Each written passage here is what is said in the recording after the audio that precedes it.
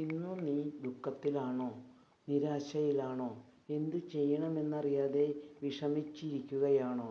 കർത്താവ് നിന്നോട് പറയുന്നു, നിന്റെ ഈ തളർച്ച നിന്നെ തളർത്താനല്ല.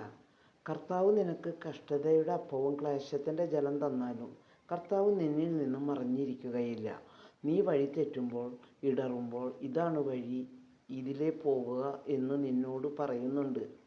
സിംഹക്കുഴിയിൽ കിടക്കുന്ന ദാനിയേലിന് ഭക്ഷണം എത്തിച്ചുവെങ്കിൽ മരുഭൂമിയിൽ തൻ്റെ ജനത്തിന് ഭക്ഷണം കൊടുത്തവനാണ് നമ്മുടെ ദൈവം. മീൻ പിടിക്കാൻ പോയി ഒന്നും കിട്ടാതെ തളർന്ന് വിഷമിച്ചു നിൽക്കുമ്പോൾ വല നിറയെ മത്സ്യവും കൊടുത്ത് പ്രാതൽ ഒരുക്കി കർത്താവ് കാത്തിരുന്നു.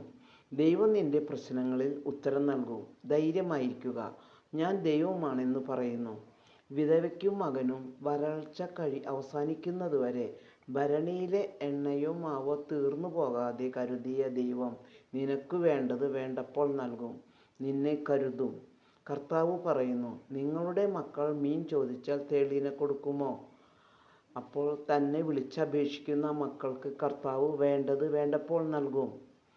നീ സ്വസ്ഥമായിരുന്നാൽ മതി, കർത്താവ് നിനക്ക് വേണ്ടി യുദ്ധം ചെയ്യും. ആമേൻ.